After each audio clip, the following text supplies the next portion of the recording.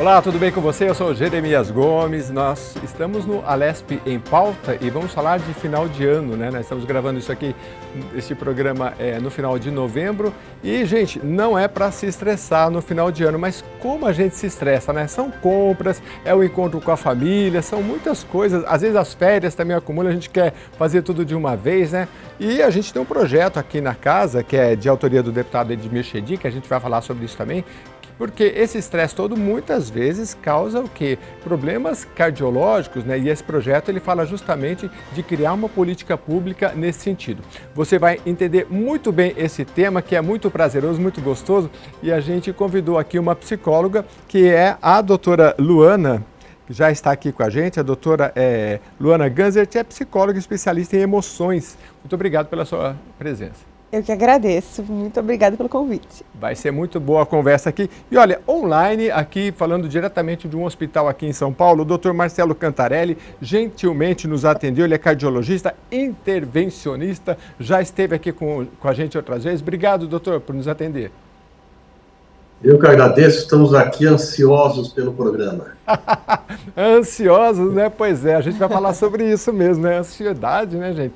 Bom, vamos falar sobre esse tema começando com a nossa psicóloga, porque, doutora, é comum, assim, não é para, como eu abri o programa, né? A gente, no final do ano, não era para ficar estressado e tal, né? Mas acaba acontecendo, né? Vamos falar um pouco disso, como é que a gente pode evitar, trabalhar isso dentro da gente, na nossa família, no trabalho, em todo esse contexto no final do ano? É bem interessante a gente pensar que nesse final de ano a gente não pode ficar. Não pode. A gente sempre tem essa ideia de que a gente não deve ficar. Mas o final de ano é um momento de muita introspecção para muitas pessoas. É o momento em que a gente começa a colocar na balança as metas que deram e que não deram certo. Então, o nível de ansiedade, a tendência é aumentar mesmo. A ansiedade, o estresse, sem contar a correria, porque parece que as coisas só acontecem no final de ano.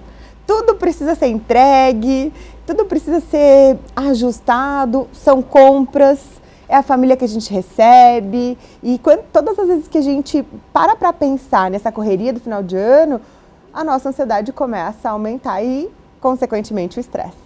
E a gente quer saber os caminhos para fugir desse estresse, porque a gente sabe, por exemplo, numa briga, numa discussão, quanto mais acelerado a gente fica, vai ficando pior, né? Quanto mais calmo, mais quem é melhor numa discussão. A gente sabe disso. Mas quem é que tem esse controle emocional? A gente não tem. E o estresse é a mesma coisa. A gente vai acumulando um monte de coisa. A gente vai falar dos sintomas físicos também, que são vários, porque aí, de repente, é uma linha aí para a gente começar a perceber. A pessoa está com tique, está com dificuldade de dormir, etc, né? Mas vamos falar com o nosso cardiologista. Doutor, como é que o senhor pode colaborar com a gente nesse início de conversa? Eu tenho várias perguntas para fazer para o senhor, né? Mas pode introduzir aí em relação aos sintomas cardiológicos do estresse, por favor. Sim, assim como a Luana falou, nessa época do ano, a gente tende a tentar correr para terminar as coisas antes das datas festivas, né? E essa ansiedade e o estresse, né, essa agitação, isso leva o nosso organismo até um estado de uma hiperatividade simpática, né? O nosso sistema nervoso, ele tende a liberar certos neurohormônios do nosso corpo, a adrenalina é o mais famoso deles, tá certo? E que tende a manter uma pressão arterial mais elevada, uma frequência cardíaca mais elevada, e isso aumenta o trabalho do coração, e isso pode ou desencadear ou piorar condições cardiológicas que a pessoa já tenha e, às vezes, não sabe que tem. Interessante isso que o senhor falou, porque o senhor falou do sistema simpático. Eu já li sobre isso. A gente tem o simpático e o parasimpático, né? O simpático não é só de simpatia, né, doutor? Explica pra gente. Esse simpático, ele funciona independente da gente querer ou não, é isso? Isso, é independente da vontade, na verdade, né? Então, enquanto um sistema simpático ele vai mais para acelerar as coisas, o parasimpático vai para segurar um pouco. Seria uma explicação mais fácil dessa maneira, né? Mas eles são, de certa forma, há um controle para que você consegue desencadear isso, né, através do cérebro. Então, muitas das vezes, as reações que a pessoa tem, emoção, susto, medo, por exemplo, ou mesmo a ansiedade de você, se você vai entrar numa reunião importante, por exemplo, né? você vai entrar ao vivo no programa de televisão. Então, tudo isso dá aquela taquicardia, aquele batimento cardíaco mais acelerado. Isso tem a participação dessa hiperatividade simpática, que é acelerar as coisas para que o metabolismo, então, fique mais atento, a pessoa fique mais atenta. Isso é uma reação muito primitiva, né? Então, lá nos homens das cavernas, né, essa atividade simpática, acelerar o coração, subir a pressão, é para preparar o nosso organismo para fuga, para correr, tá certo, de um mamute, tá certo, que está querendo ali te pegar. Então é mais ou menos Entendi. isso. Doutor, quando a gente fala de, digamos, de um AVC, né, um acidente vascular cerebral, ou se a gente falar de um ataque cardíaco no coração, a gente está falando mais ou menos da mesma coisa, assim, um entupimento de uma veia, por exemplo? Por que eu pergunto isso? Para a gente separar também e explicar para as pessoas. Do que a gente lê, grosso modo, eu comi muita gordura, não faço exercício, de repente descola lá de alguma veinha lá, alguma coisa que vai entupir o coração ou uma veia no cérebro. Isso é um sintoma físico. E o senhor está me dizendo que tem o físico e tem o psicológico, que é uma adrenalina, dentre outros hormônios, que quando eu estou muito nervoso ou estressado, eu vou liberar e vai constringir as minhas veias e também posso levar a um problema assim. Então, e o problema físico e o emocional? Ele é separado um do outro? Pode acumular? Explica pra gente. Na verdade, uma forte emoção, ela pode desencadear essa hiperatividade, né? Aumentar a frequência cardíaca, aumentar a pressão arterial. Isso é uma reação natural. Entretanto, essas reações, um estresse muito importante, uma situação muito complexa, por exemplo, né? Reações da violência urbana, enfim, o nosso coração, teoricamente, ele estaria preparado, né, para essas situações todas. Você colocou juntos aí o infarto e o AVC, que é o derrame cerebral. Essas duas, a gente menciona elas como um conjunto chamadas doenças cardiovasculares. Por quê? Porque a causa delas é muito similar. Ela pode ser a obstrução, quer dizer, um entupimento de um vaso sanguíneo, uma artéria, tá certo? Que nutre ali o coração ou o cérebro. No caso do coração, as artérias coronárias, que são muito conhecidas. Então, entupir uma artéria dessa significa que uma parte do nosso coração ou uma parte do cérebro vai deixar de receber sangue. E isso é o infarto. No caso do coração, o infarto miocárdico. No caso do cérebro, o infarto cerebral ou acidente vascular cerebral. E o que você comentou, da alimentação, placas de gordura e tudo mais, quer dizer, os fatores de risco que são as gorduras, a dieta inadequada, a obesidade, colesterol elevado, que aí você junta a diabetes, a hipertensão arterial, são os principais fatores de risco para desenvolver esses entupimentos nessas artérias. E quando a pessoa se estressa, quando fica ansiosa, nervosa, o medo, enfim, todas essas reações que podem aumentar a adrenalina, que vai aumentar a frequência cardíaca e pode fazer uma constrição desses vasos sanguíneos, elas podem promover também a ruptura dessas placas de gordura, uma inflamação, uma ruptura da placa de gordura, fazendo desencadear aí a formação de um coágulo, quer dizer, um pedacinho de sangue ali coagulado que entope e gruda naquela placa de gordura e provoca de forma aguda o infarto ou o AVC. Então, muitas das vezes, o estresse, a carga emocional, funciona como um gatilho para o infarto que está linkado a outros fatores de risco. E aí nós podemos também esquecer de outros fatores que são ligados a hábitos ruins, nocivos, como o etilismo e o tabagismo e o uso de drogas ilícitas também. A bebida em geral. Agora, doutora, quer complementar em alguma coisa? Eu posso perguntar? Achei super importante o que ele disse e com certeza, quando o hábito não é saudável, o aumento de risco cresce, né? Entendi. Eu vi uma palestra, olha, você que está acompanhando a gente agora, a gente está falando sobre estresse, principalmente de final de ano, mas basicamente eu acho que as bases, a gente até estava conversando aqui nos bastidores, nas férias também, né? A pessoa tira as férias em vez de relaxar, principalmente empreendedor, né? Ah, minha empresa, não sei o quê, né? E aí não relaxa. Então, acho que a base é muito igual para tudo, né? Para esse estresse, seja final de ano, nas férias ou por outros motivos. E eu vi uma palestra dessas TED Talk, que é uma das mais vistas no mundo todo, que é da Kelly McGonigal, acho que é assim que se pronuncia.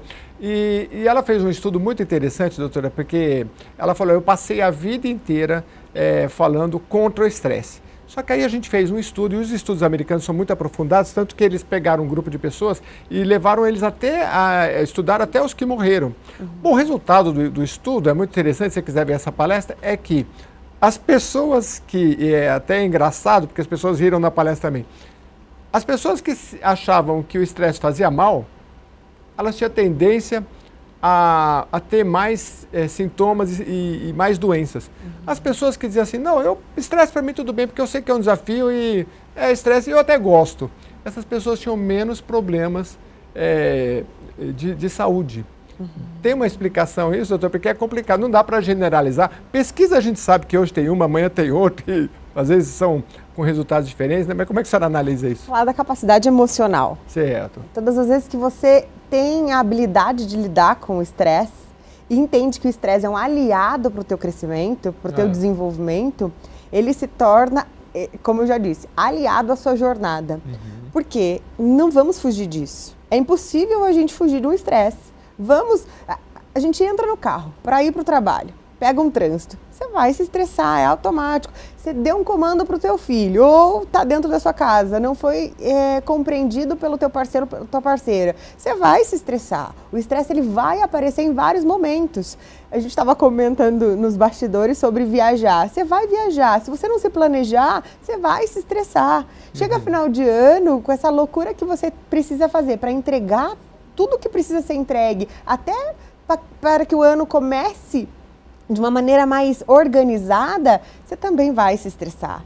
Então, viver sob pressão faz parte da tua evolução. A gente precisa aprender a viver com essa evolução. Quem vive mais em paz, mais de boa, mais tranquilo é o jovem ou às vezes a pessoa vai ficando mais velha e continua estressada? Isso está no gene da pessoa? O que é isso? Depende muito, né? Tem muito jovem estressado também. E tal, e ele não está nem aí às vezes, né? E a gente passa os anos, né, e continua estressado com o trabalho e tal, né? Cada vez. É um processo de aprendizado, né, doutora? É um processo de aprendizado. Então, é buscar esse autoconhecimento, buscar como você está se comportando frente às pressões do dia a dia, frente às diversidades, aos desafios que vão aparecer, porque vão aparecer desafios. E a gente precisa aprender a lidar com cada um deles. Muito bom. A gente vai para um rápido intervalo, mas, doutor, eu queria lhe perguntar antes o seguinte, até como utilidade pública para quem nos assiste, né? O infarto, por exemplo, ele está entre as maiores causas no Brasil e no mundo de morte. O senhor pode até, talvez, nos atualizar com esses dados, mas o que é mais comum? Por que as pessoas chegam ao nível de chegar a um infarto? Pouca visitação ao médico, o que é isso que leva tanta gente a morrer por causa disso? Então, as doenças cardiovasculares, infarto e derrame, é a maior causa de morte de todo o planeta Terra. São 18 milhões de pessoas que desaparecem. Então, imagina uma grande São Paulo desaparecer por ano, né? Então é muita gente. Nossa. No Brasil, quer dizer, o infarto é a maior causa, estima que 300 mil pessoas aí têm infarto, morram de infarto por ano no nosso país. E as causas, na verdade, além dos fatores de risco que a gente colocou, e o estresse como um gatilho, a causa do infarto pode ter algumas diferenciações também, que são importantes a gente comentar, né?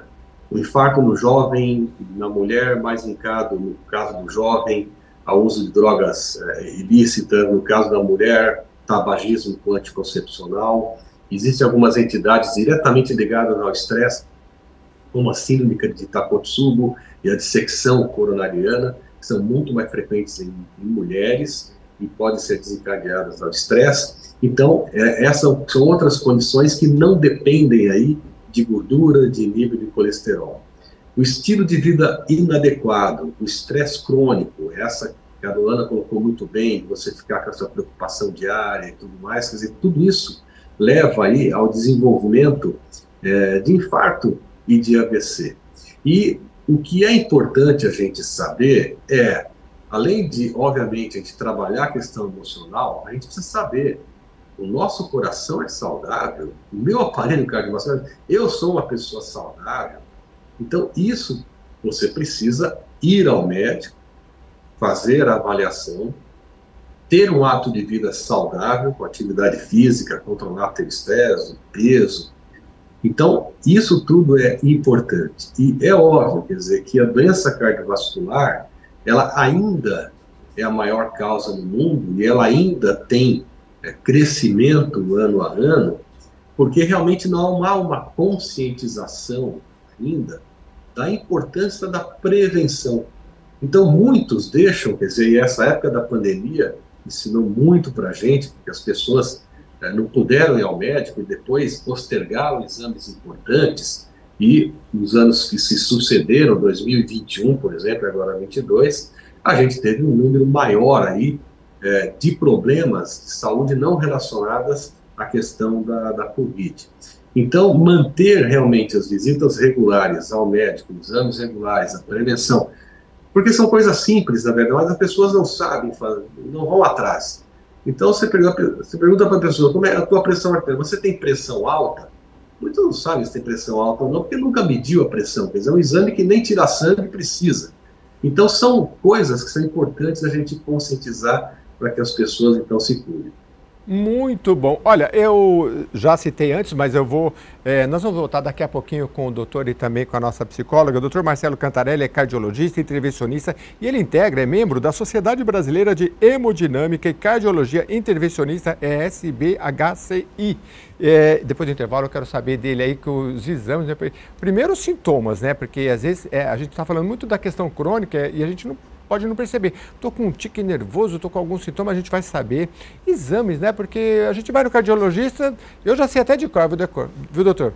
Mapa, aquele da esteira que a gente corre, Holter, e aí tem o tal do anjo alguma coisa. Eu vou saber depois do intervalo o que tem que fazer, o que não tem que fazer, né? Primeiro é prevenção, né, gente? Mas ir no médico também, muito importante. A gente volta já para saber desses temas importantes, tá bom? Obrigado.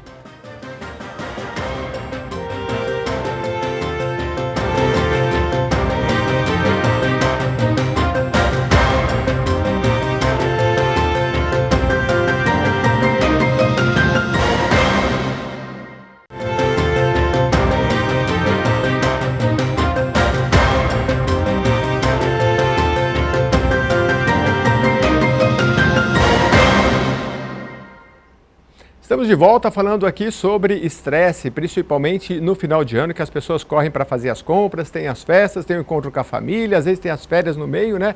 E não é um momento para a gente ficar estressado, mas a gente acaba ficando, né? Então a gente conversou aqui no primeiro bloco bastante aqui com a nossa psicóloga e eu também o doutor, para entender um pouco desse universo. Doutor, a gente vai falar do que eu prometi no primeiro bloco, sintomas e tudo mais, mas fala um pouquinho para a gente, por gentileza, porque o senhor integra a Sociedade Brasileira de Hemodinâmica e Cardiologia. Explica para a gente o que é essa sociedade, o que ela presta para a sociedade, porque é importante a gente saber também. A hemodinâmica e cardiologia intervencionista é uma área de atuação da cardiologia, ou seja, uma subespecialidade. Então, o cardiologista intervencionista é aquele que, além de fazer o diagnóstico, o tratamento das doenças, ele se utiliza, e é ele que vai fazer diagnóstico e tratamento através de catéteres. Então, o famoso cateterismo cardíaco, a angioplastia coronária, que é desentupir as coronárias, às vezes você implantar uma válvula por catéter, tratar um defeito de nascença ali do coração, um buraquinho, fechar um buraquinho. Nós resolvemos essas doenças utilizando catéteres, ou seja, minimamente invasivos, sem fazer cortes no corpo. Então, é um tratamento que ficaria intermediário entre o tratamento com remédio e o tratamento com cirurgia, de abrir o peito, fazer pontes, né, colocar válvulas, etc. Então, a cardiologia intervencionista, que é uma especialidade que cresceu muito aí nos últimos 40 anos, já que a primeira angioplastia feita no mundo foi em 1977, Então, essa especialidade ela cresceu muito nesses últimos anos e hoje ela toma um espaço muito grande, tratando uma infinidade de doenças cardiovasculares através de catéteres e pequenos tubinhos e próteses que a gente coloca no aparelho cardiovascular. Interessante, porque o senhor, sem querer, acabou ligando um pouquinho do assunto que eu ia falar. Que a gente tinha falado dos exames, e é comum que já foi no médico, do cardiologista, eu estou com uma certa dor, doutor, o que é que está acontecendo? Ele vai pedir, né, doutor, mapa, Holter, qual que é o outro que eu falei? O teste ergométrico, é o trio. Mas tem um outro que eu estava estudando. Por que eu estava estudando? Porque tem um colega aqui nosso da redação que ele foi infartado e a gente começou a conversar e tudo. E aí tem um exame que é que você coloca aquele contraste e ele vê, eu esqueci, Anjo, alguma coisa. Esse é o mais avançado? Explica pra gente, doutor. Você sabe que, assim, o monitor mais avançado que existe é o ser humano, sabe? Porque a gente consegue enxergar, sentir o cheiro, tocar e escutar as pessoas.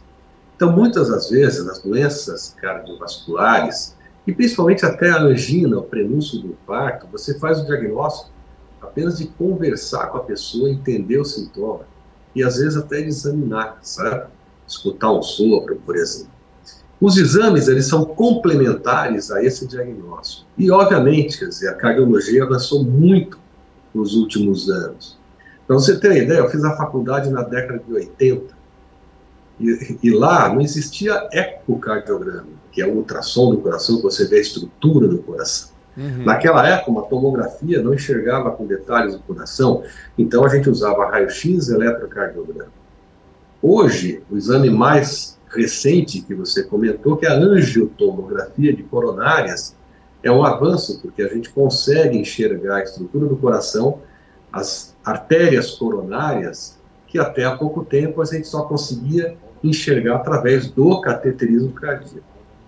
Entretanto, ainda existem algumas limitações nos exames não invasivos, como é a angiotomografia, que ainda vai evoluir muito mais. Ainda para você ver os entupimentos das coronárias com uma certeza aí de 100%, é o cateterismo cardíaco.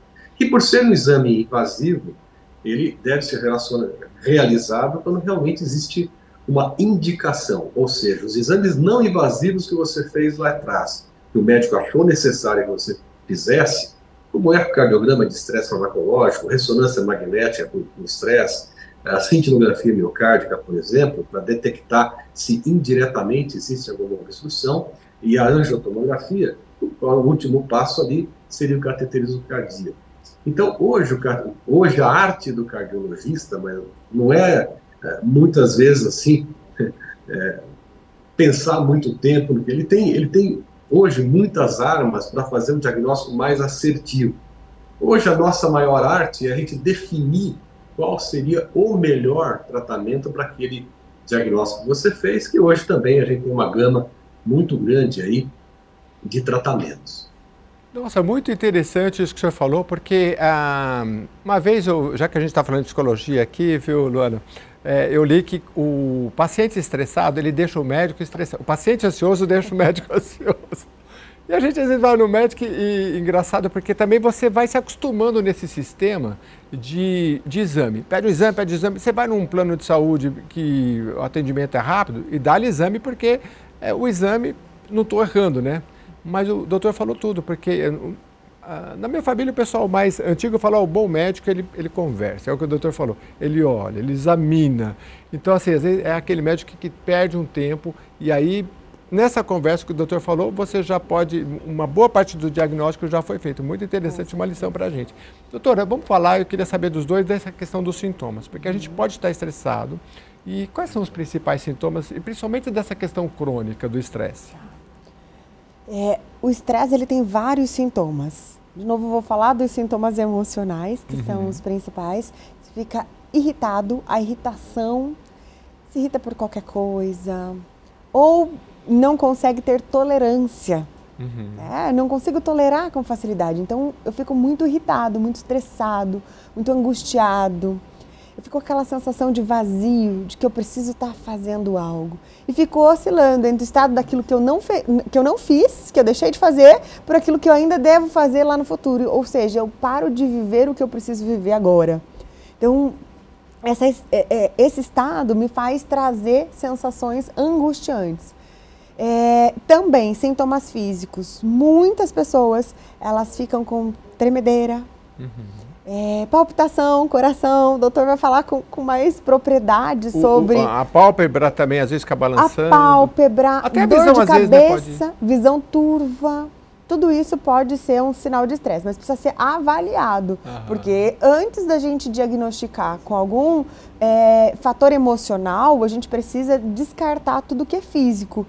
Tudo que for sintoma físico. É muito comum, inclusive, quando eu tenho uma crise de ansiedade, antes de eu perceber que pode ser um estado ansioso, eu vou para um cardiologista ver se eu estou tendo um ataque cardíaco, porque vai acelerar um pouquinho aí dentro.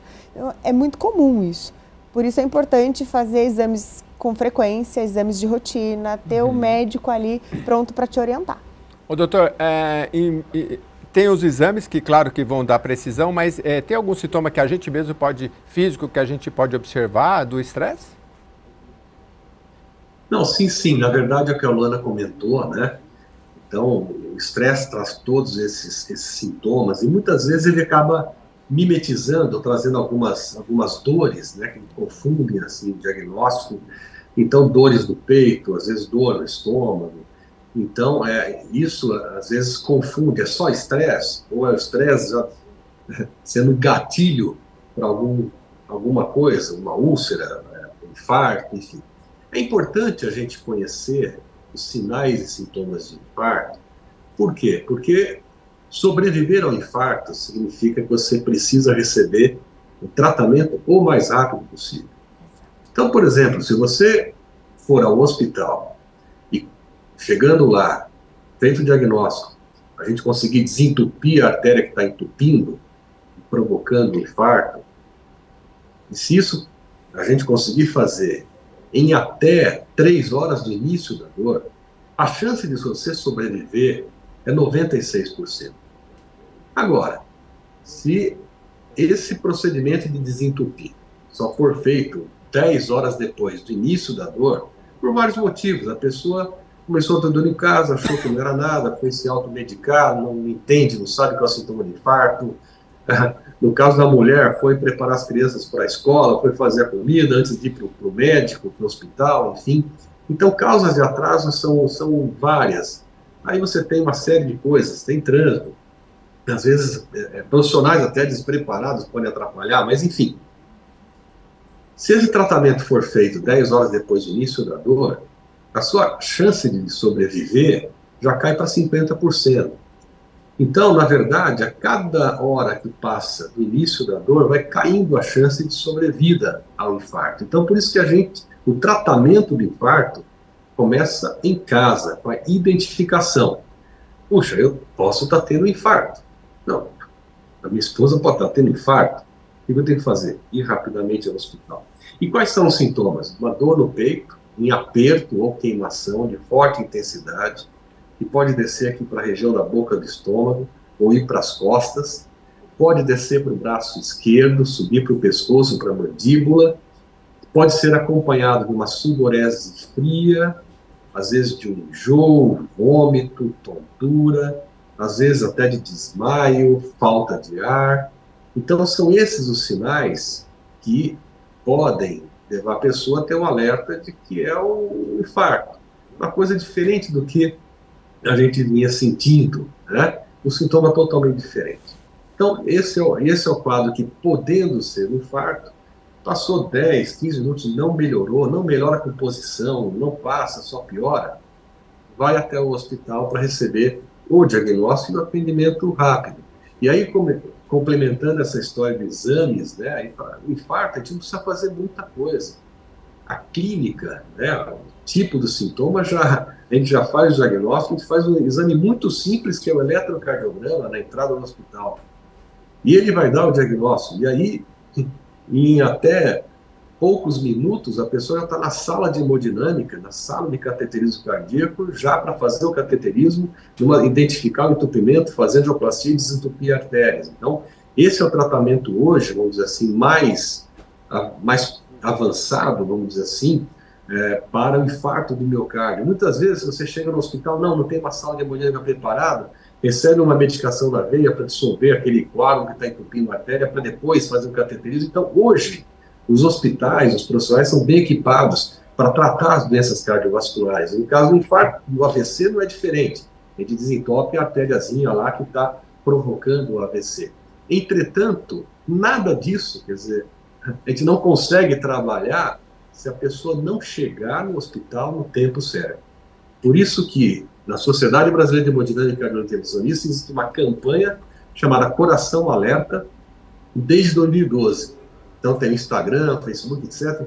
E essa campanha visa ensinar as pessoas sintomas, sinais de infarto, para poder saber o que fazer no momento certo, mas além do mais, ensina sobre prevenção, porque a gente não quer que as pessoas infartem, certo? Muito bom. Então, doutor, só para encaminhar, a gente está caminhando para o final, mas o senhor falou dos sintomas de uma pessoa que está no infarto. Então, ela sua, um aperto ou uma queimação, e eu já ouvi falar também no pescoço, assim, às vezes começa a palpitar, né? Não sei se eu estou certo, mas e uma pessoa, a gente está falando da questão crônica, uma pessoa que tem uma dor que, assim, que ela sempre acontece, mas, porque assim, vamos supor, a base do infarto é a veia, ou ela está constrita por causa do hormônio, que já falou da adrenalina, que é um dos principais, ou pode ser um entupimento. Eu acho que esse é sempre a base. Se a veia não está totalmente entupida, a pessoa tem uns sintomas que são recorrentes por meses, assim também, ou não? Sim, essa é a angina. Então, quando a pessoa começa a formar um entupimento na coronária de maneira crônica, isso leva anos para se formar.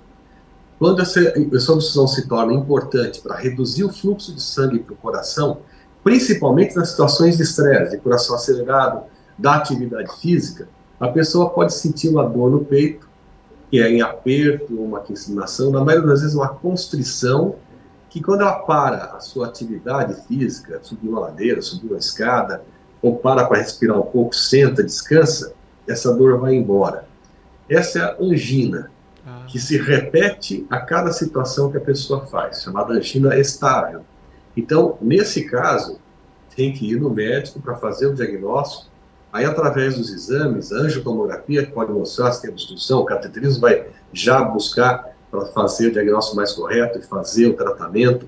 Então, a angina, ela é importante as pessoas conhecerem. E existe a angina instável, é aquela que aparece de repente, sem nenhum fator desencadeante, mesmo ao repouso, e essa significa que a coisa está um pouquinho mais complicada e que se você não se tratar, você pode ter um infarto. Então, é importante a gente colocar que o infarto, ele nunca vem de repente sozinho. Normalmente as pessoas que infartam, quando a gente conversa com elas, falam, poxa, eu vinha sentindo uma dor muito parecida com essa em algumas situações, mas eu não dava bola. Ela era mais fraca, depois ia embora, tal. Então, a recomendação geral é o seguinte, começou a sentir uma dor acima do umbigo, e que está diferente do que tudo que você sentia, vá até o médico tirar dúvida, vá até o hospital, que às vezes um exame simples, um eletrocardiograma, já dá um diagnóstico do que está acontecendo. Muito bom, olha, muito esclarecedor. Infelizmente, quando a conversa é boa, passa rápido. Eu vou passar aqui para a doutora, depois para o doutor para finalizar. Mas, Luana, a gente começou falando aqui da questão do final do ano, né? Enfim, aliás, só citar rapidamente o projeto aqui do deputado que institui a Política Estadual de Prevenção do Acidente Vascular Cerebral e de Apoio às Vítimas, é do deputado Edmir Chedid, ele é desse ano de 2023, então o deputado Edmir Chedid, ele está trabalhando nessa questão, fez um projeto aqui na casa, institui a Política Estadual de Prevenção do Acidente Vascular Cerebral, né? E também de apoio a essas pessoas que passaram por isso. É um projeto que tramita aqui na casa, então se você tem interesse, é de alguma comunidade, entre em contato com o deputado Edmir Chedid, porque às vezes as pessoas colaborando têm mais facilidade desse projeto ser aprovado, porque são muitos, enfim, né? Só para citar aqui. Bom, Luana, como é que a gente pode encerrar o desfecho aqui? Você tem um livro interessante, como chama os seus dois livros? Tem um chamado Você Vive ou Sobrevive. Você Vive ou Sobrevive, isso, tá. E o outro chamado Seja Imperfeito. Tá. Eu queria complementar uma coisinha sobre o sintoma que eu acho que é extremamente importante. nós não podemos normalizar o que pode ser comum. Então, certo. Se tem algum sintoma, seja sintomas de infarto, seja sintomas de estresse, seja sintomas de ansiedade, qualquer sintoma, não normalize isso. Não podemos ajustar e normalizar, achar que tudo, eu sou ansioso, é assim mesmo. Não é assim mesmo. É temporário, logo isso passa, né? Existe tratamento para todas as nossas dores, né? Precisamos cuidar. Muito bem. Muito obrigado. Doutor, por favor, com as suas palavras finais.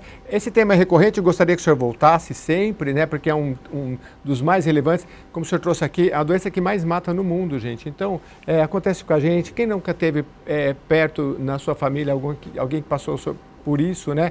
Eu só para citar rapidamente, eu estava aqui, já tem alguns anos, no metrô Barra Funda, um senhor passou por mim e ele desmaiou. Me pediu ajuda. Eu não sabia, fiquei impotente porque não sabia o que fazer. Então, depois eu fui estudar. Essa coisa dos primeiros socorros é tão simples, né? A gente não fazer deixar a pessoa numa superfície plana, fazer aqui, por aqui que a gente tem aqui. Sempre, né, vai fazendo, e dizem, inclusive, que pelo vídeo que eu vi, acho que o doutor até pode dizer, nem sempre precisa fazer a respiração boca a boca. Importante, né, doutor? Muito importante porque a gente não sabe, fica impotente, né?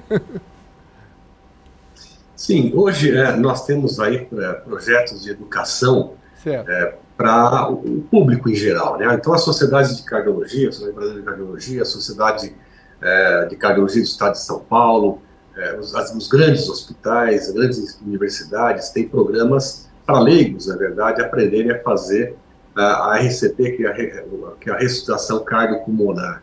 Então, é importante que você falou, a pessoa desmaiou, você precisa ver se ela está respirando, certo? Então, ela está deitada no chão, vira a barriga para cima, vê se a pessoa está respirando. Não está respirando, bate ali, chama a pessoa, ela não está respondendo, não está respirando, não está respondendo, tá certo? Você pode tentar pegar o pulso na região do pescoço, que é mais fácil, não está sentindo, ela pode estar em parada cardiorrespiratória. Pede para alguém chamar ajuda, porque normalmente nos lugares públicos tem aí bombeiro, polícia, enfim, alguém que possa ter o treinamento, e você pode iniciar o treinamento sim, que é espalmando as duas mãos na frente do peito da pessoa e fazendo a compressão usando o peso do peito, não precisa dobrar o braço, mas e sim jogar o seu peso, no peso da pessoa, ritmado, num ritmo mais rápido, fazendo a compressão no meio do tórax. Isso vai ajudar a bombear o sangue para o coração e você não precisa fazer a respiração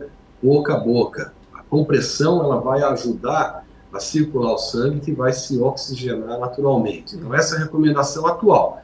Começa a RCP e alguém chama ajuda para trazer alguém que venha, que vai trazer um desfibrilador, um resgate, enfim, para levar a pessoa para fazer um suporte mais avançado no hospital. Lembrando que desmaio pode ser tanto o sintoma, o sinal aí de infarto, como eu falei, como pode ser um derrame. Lembrando que o derrame pode ser precedido de uma dor de cabeça muito forte, ou uma perda da força muscular de um dos lados do corpo, do braço, da perna, ou a pessoa para de falar, ou fica com a língua enrolada. Então esses são os sinais aí que levam ao diagnóstico mais para o lado do AVC, né? Lembrando aí do projeto do deputado. Muito bom. Doutor, eu queria agradecer muito a sua presença aqui. Doutor Marcelo Cantarelli, cardiologista, intervencionista, e também integra aí a Sociedade Brasileira de Hemodinâmica e Cardiologia Intervencionista, SBHCI. E também a doutora Luana Ganzert, psicóloga especialista em emoção presencial. É só procurar eles aí nos campos de busca do Google, você vai conhecer muito mais aprofundadamente o trabalho deles, e ao qual a gente agradece muito aqui mais uma vez. E agradecemos também a você que ficou com a gente, mande as suas sugestões, reveja este vídeo lá no YouTube se você não está acompanhando pela nossa rede aberta, tá bom? Muito obrigado pela sua companhia.